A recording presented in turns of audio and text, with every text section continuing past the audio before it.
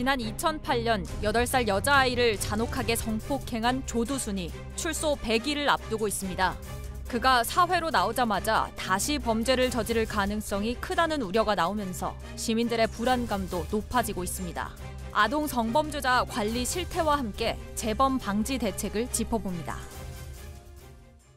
네, 조두순에 대한 걱정 국민들 사이에서 너무나 크고 상당히 계속적으로 이루어지고 있습니다. 지난 2008년이었죠. 8살 여자 어린이를 12월 그 추운 겨울날 성폭행하고 거의 죽음에 이르는 상태까지 방치했던 조두순. 징역 12년의 형기를 마치고 이제 100일 후면 출소할 예정입니다.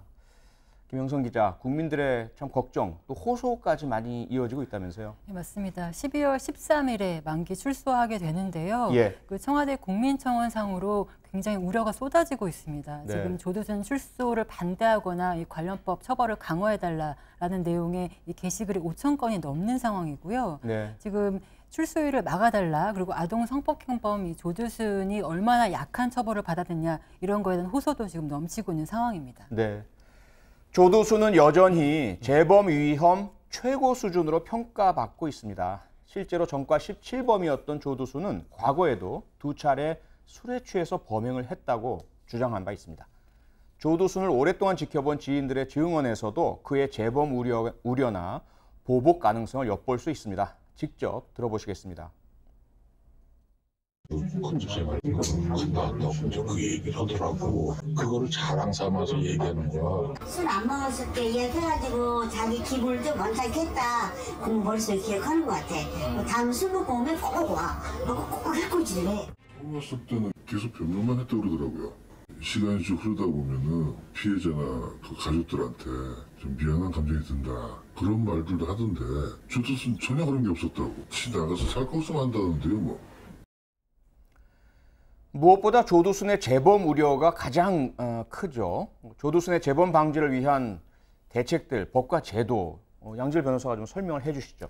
일단 대표적인 게 2019년 초에 국회를 통과했던 그 전자발찌 부착 기간 연장하는 법안 있지 않습니까? 네. 제가 알고 이제 반장님도 국회에 계실 때 이 법안 통과에 기여를 하신 걸로 알고 있는데요. 네, 제가 발의했습니다. 대표 발의했습니다. 그러니까 이 전자발찌 착용 기간을 연장을 하고 단순하게 전자발찌를 착용만 하는 게 아니라 주거 지역 자체도 제한하고 또 특정인, 특히 피해자겠죠. 접근들 제한하고 그리고 이 보호관찰관이 무엇보다 1대1로 24시간 감독을 하는 겁니다. 그렇게 해서 혹시라도 문제를 일으키지 않도록 하고 동시에 이 심리치료 같은 것들을 그 지원도 해서 이 스스로도 재범으로 나가지 않도록 막겠다라는 게 법안의 골자입니다. 네네.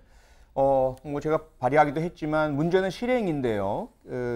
조두순뿐만 아니라 조두순처럼 위험한 미성년자 대상 성폭행범, 가학적이고 그리고 반복적이고 정신과적 병력이 있는 대상자들 현재 어떻게 적용이 되고 있는지 김영선 기자 정리 좀 해주시죠. 네, 지금 조두순법의 주로 내용 중에 하나가, 핵심적인 내용 중에 하나가 그 1대1로 전담을 한다는 거거든요. 네, 보호관찰관이. 그렇죠. 근데 이 보호관찰관이 1대1로 전담을 하게 되면 나머지 보호관찰관들의 일이 많아질 수밖에 없지 않겠습니까? 그렇습니다. 그럼 인력을 증원을 해야 하는데 그 법 시행 1년이 넘도록 아직 증원이 안 됐다는 이야기고요. 아하. 또 그 이외에도 그 위치 추적을 하는 관제센터가 있는데 이 관제센터에서 그 지켜봐야 하는 사람이 한 명이 그 센터에 일하는 직원 한 명당 250명을 넘게 지켜봐야 한다는 겁니다. 아하. 그러면 위치를 벗어나게 되면 삐익 하고 경보가 울리는데 이게 한 명만 울리는 게 아니라 몇 명씩 울리게 되면 사실상 대처할 수 없는 그런 상황이라는 겁니다. 네.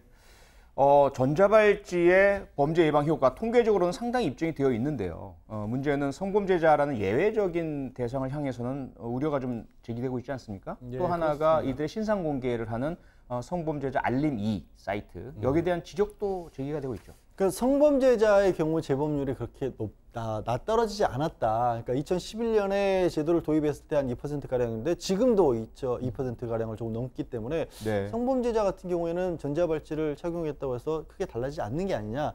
실제 올해 상반기 같은 경우에도 동종의 재범 사건이 한 30건가량 발생을 했다라고 하거든요.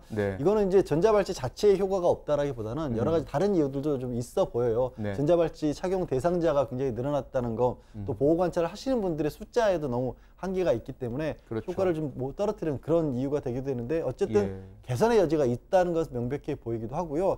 이 성범죄자 알림이 같은 경우 문제로 제기되고 있는 게 일정한 사람들에 대해서는 구체적인 주소가 좀 빠져 있다라는 겁니다. 그러니까 거주지가 알려지긴 하는데 그냥 막연하게 어느 동 이런 정도가 돼버리기 때문에 서울 같은 경우에는 한 동 그랬을 때 이 인원이 굉장히 많거든요. 굉장히 많죠. 뭐 어디에 산다 이런 것만으로 도저히 누가 옆에 있는지 알 수가 없기 때문에 막연한 불안감만 오히려 가지고 예, 그렇죠. 그렇기 때문에 이런 구체적인 정보를 보다 정확하게 입력해야 되는 거 아니냐. 그리고 좀 논란의 여지는 있습니다만은 이게 직접 이 알림이 사이트를 가지 않는 한은 다른 사람은 알 수가 없거든요. 그렇죠. 근데 이게 만약에 내가 봤는데 내 옆집 혹은 내가 아는 사람이 바로 성범죄자 옆집에 산다.